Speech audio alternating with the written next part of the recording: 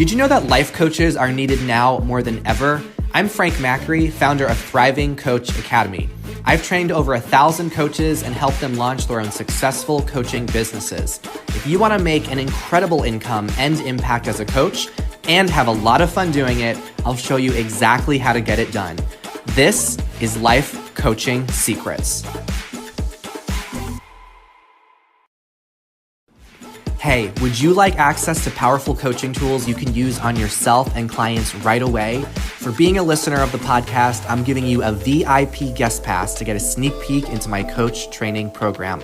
Inside, you'll learn our coaches' secret tool they use to transform their clients' lives. And you'll also get a training on how to launch a coaching business. Just head over to www.thrivingcoachacademy.com/VIP to get started. I'll see you on the inside.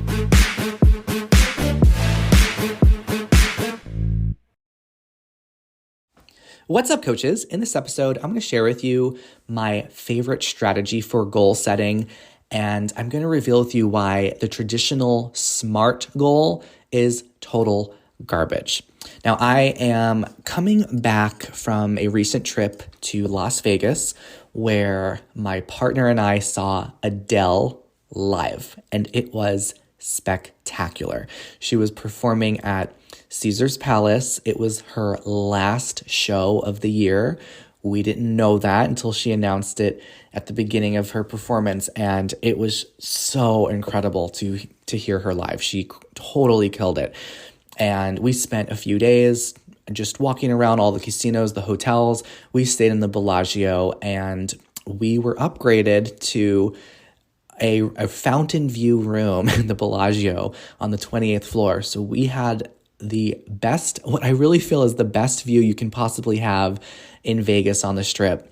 We saw all of the Bellagio fountains, and we were able to sit from our room and watch all of the different fountain shows that would happen like every 15, 20 minutes. And it was really cool because you could set the TV to a certain channel, so that way whenever the fountain show began, it would play the song that would go along with the fountain show. So it was a really amazing trip, and I have a couple more podcast episodes that I'm going to be releasing soon where I'm going to talk about some insights that I had during the trip when I was just people watching in Vegas. As you know, there's a lot of different things you see. It's a very interesting city, and a few insights overall that I just came away with that I think could be really helpful for you.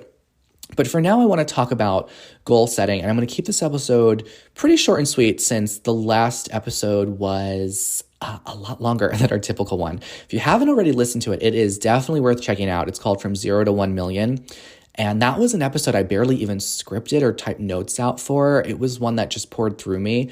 And I was really excited with being able to talk about that journey from starting out to making your first million as a coach and breaking it down into what to focus on each phase. So definitely listen to that previous episode if you haven't already. All right, so let's talk about goal setting.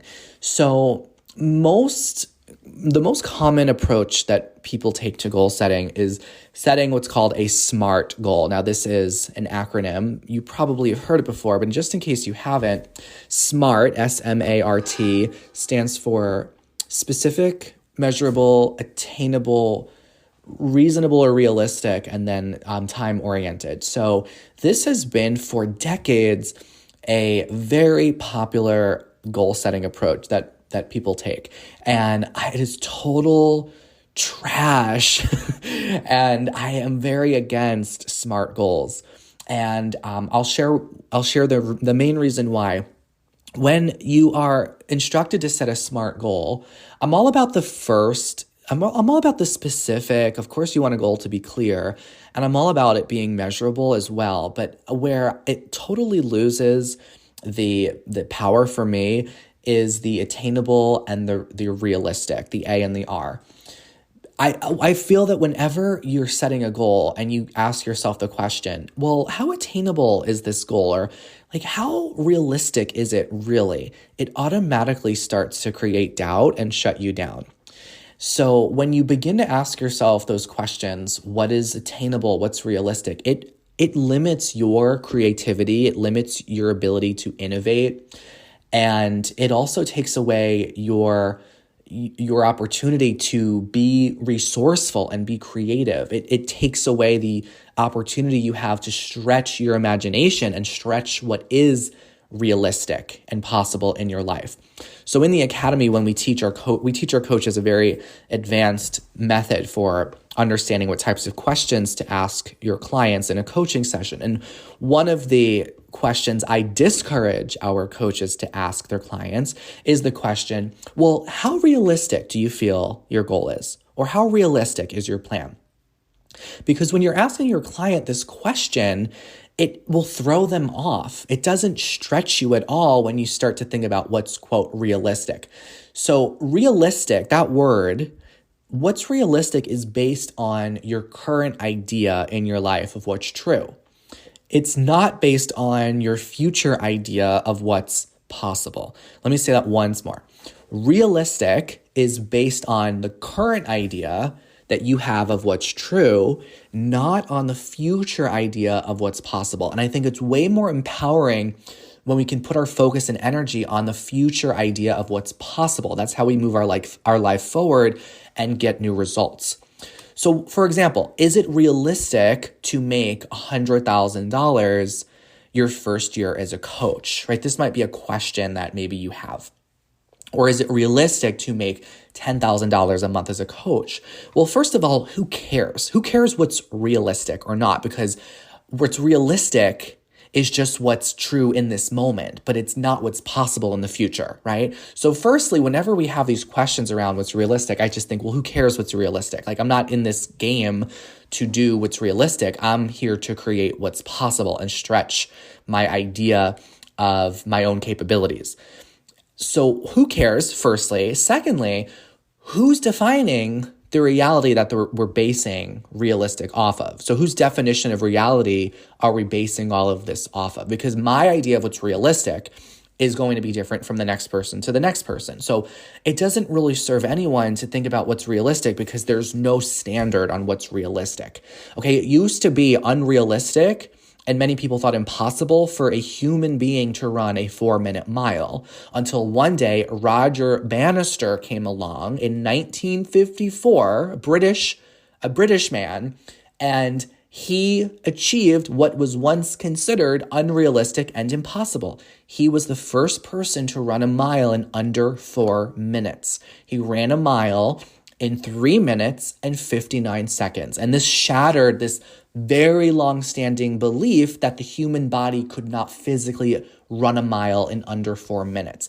Now, what's also fascinating about this is that right when he broke this record, other people started to also run miles in under 4 minutes. And like over time, the record has been just going down and down and down. And now I believe the fastest mile has been documented to have been run in 3 minutes and 23 seconds. Now think about that for a moment. Back in the 50s, people thought it was impossible for a mile to be run in under 4 minutes. Yet now we have people running it in 3 minutes and 23 seconds. So this is what I mean when I say it does not matter what is realistic. And this is why SMART goals are ineffective, because when we want to move our life forward and stretch ourselves and really see what we're capable of, then we don't care about what is attainable or what's realistic. Super discouraging. And also it's very technical and logical oriented. It strips away all of the excitement that comes with possibility and imagination and just the overall emotional elements that drive people towards achieving big things in their life. So this is why I prefer an entirely different way of setting goals. And I call this the bronze, silver, gold method, the bronze, silver, gold method.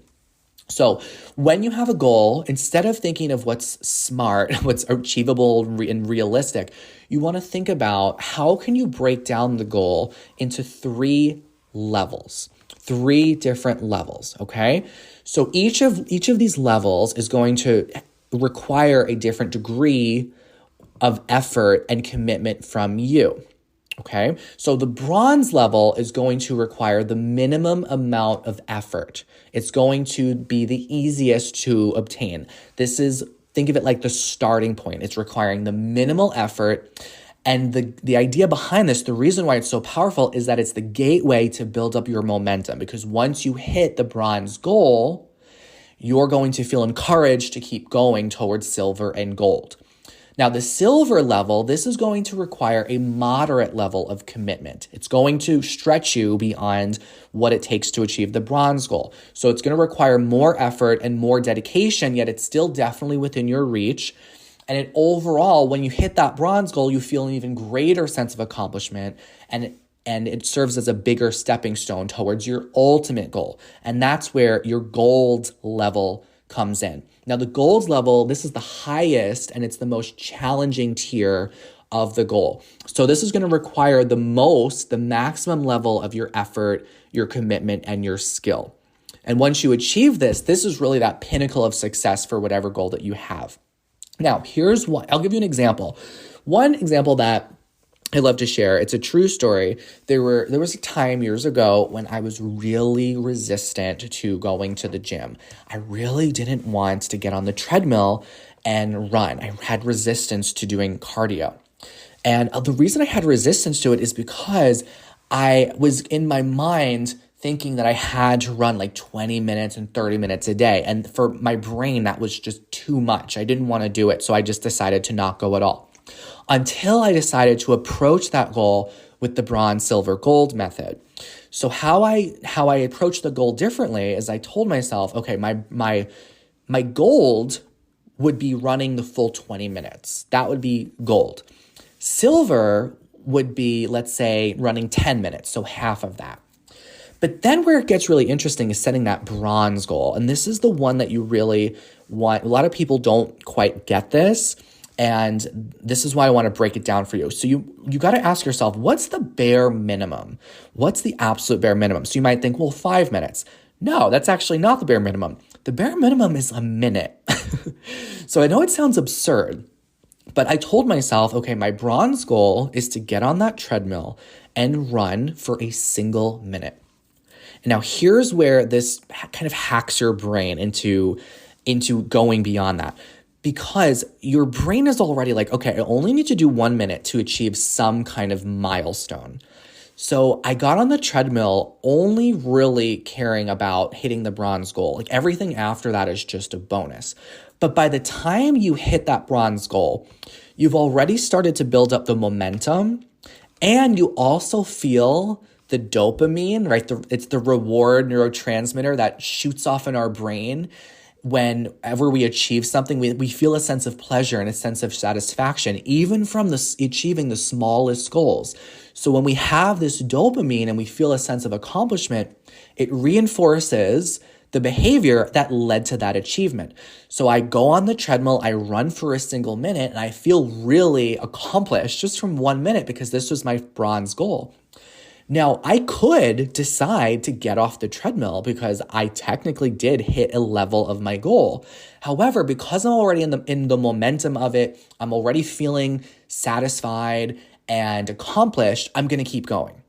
So the bronze goal is so powerful, even though it might be one you discredit, because it's the one that gets you into the game, right? The bronze goal got me on the treadmill because I told myself I only have to run for really 1 minute to hit the lowest level. Another example could be, let's say that you want to write a book, and the idea, like it's such a big idea to write a book. And of course you might procrastinate or you might avoid it altogether because the idea of writing, a 50,000 page book could easily overwhelm you. But when we approach that with the bronze, silver, gold method, here's what it could look like. The gold could be writing perhaps 500 words a day. Okay. So you want to make sure that it is still something that is specific and measurable. So 500 words per day. Silver might be writing, let's say, 250 words per day. Okay, so that's silver, being able to write 250 words per day. So maybe the bronze goal could be writing 1 sentence per day or just 10 words per day. See where I'm going with this? So you go into it like, okay, I only need to write 1 sentence with 10 words, the bare minimum. And then by the time you do that, it's like, well, I accomplished the goal. I feel some sense of accomplishment. I did something. Like it's better than doing nothing. I did something. So I might as well keep going towards that silver. And then once you hit that silver, you're like, oh my gosh, I feel even more accomplished. I feel even more satisfied. And I'm so close to the gold, I might as well go ahead and hit that as well. So the whole irony of this whole thing is that even when you go for bronze, you still end up hitting silver and gold because of all the dopamine that runs through your body, your brain, and all the excitement that you build as you go. So this is such an incredible strategy for goal setting.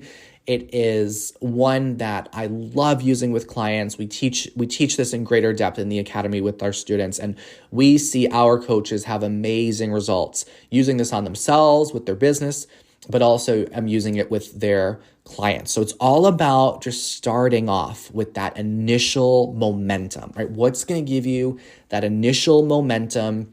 You want to take the large goal and break it down into something that's much smaller and just much smaller and less overwhelming. When you have the overwhelm, when you think about a goal, you're less likely to even attempt to accomplish it. Okay, so I want to keep this episode just short and sweet because I wanted to leave you all with a special ask, if you will. And also I want to end it shorter because I know that last episode was quite a handful, a lot to digest in that last one. Definitely listen to it if you haven't yet, about going from 0 to 1 million. So I want to end this episode short because I would love, love, love if you could do me a very special favor. And I don't come on the podcast and really ask this much, but it would mean the world to me if you could take 2 minutes of your time to write us and leave us a review. Now, it's really interesting. We have reviews that are left on Apple Podcasts, and we have reviews that are left on Spotify. And right now, Spotify listeners, you are winning the game right now. You are leaving lots of reviews. But our Apple and iPhone users who use the podcast app, you got to step it up. So I'm thinking it as like a competition. I want to see which audience is the most generous, which audience is the most willing to leave a review. So if you've been listening to this podcast for some time, if you've been receiving value, it would mean the world to me. It just really does light me up, keeps me motivated, and encourages me to keep making episodes faster and faster when I see those reviews. So you go into Spotify or you go into Apple Podcast, you just go to the main page for the show, and there will be a place where you can click leave. You can search leave a review. It's very simple. If you are absolutely unsure how to leave a review, you can just search how to leave a review on Apple Podcasts, how to leave a review on Spotify. It is really simple, just takes maybe a couple minutes. And aside from just clicking the number of stars, if you could write a sentence or two about the value or the impact of this podcast, or maybe just something that you want to share, I love hearing from you all. I really do appreciate it. It means the world to me. So currently, again, our Spotify listeners, you are winning the game. You've been leaving more reviews. But will that stay the same? Spotify listeners, if you haven't already, make sure you leave the review if you want to keep your title strong. I want to see which of my listeners are more generous and more thoughtful. So again, if and only if you receive value from the show, I wouldn't want you to do something if you haven't received value, but if you've received some form of value in the 130 plus episodes of this podcast, it would absolutely mean so much if you could leave a review. So want to leave this episode short, give you an opportunity to do that. And of course, before this episode closes out, I'm going to include a little clip from one of our students in the academy so you could hear their story and just take some of the insights from them on what it really takes to be successful as a coach. All right, so that's what I got in this episode on setting goals. No more SMART goals. Bronze, silver, gold is the way to go. All right, thanks for listening. And thanks in advance for all the amazing reviews, and I will see you in the next episode. My name is Hojang Kim, and since several years ago, I've been thinking about my next chapter. I've been in corporate world, but I didn't think I want to be in corporate world for the rest of my life. So I wanted to do something else in my life. So I was exposed to the concept of coaching quite a long time ago. I started Thriving Coaching Academy program and learned that this coaching that I'm learning is very different from what I was learning from corporate world. This is really about focusing on the humans and help them to find who they are and what's the best thing for them and help them have a better life. There are some people in my around to me say like, do you really have to take such a program? Can you learn from like reading a books and watching YouTube videos and all those things? So I was estimating how long it'll take if I do that. And it'll take, I don't remember exactly, but many, many months. While compared to if I go through this academy, they just teach everything from the proven way. So I don't have to do a lot of trial and errors. So like it was comparing the time if I just read and research and watching YouTube videos about coaching and trying to learn about coaching versus going through this well-defined program where they already tested out, proved it, and just teach what's the best, then I can save a lot of time. All the coaching skills I explained in really easy way to follow. I continually surprised by the depth of what I learned, and I'm genuinely impressed by how easy TCA made all the coaching skills to learn for everyone. I personally have noticed myself, but also other students in the program improving their coaching skills drastically in only a few months of time span. So I think that was really amazing. Thriving Coaching Academy staffs, students, and also the graduates, they are all not only just kind and supportive and all that, but they're also super helpful and provide like actionable feedback and really support each other. And I learned so many things that I will run into things in the future, even before I get there.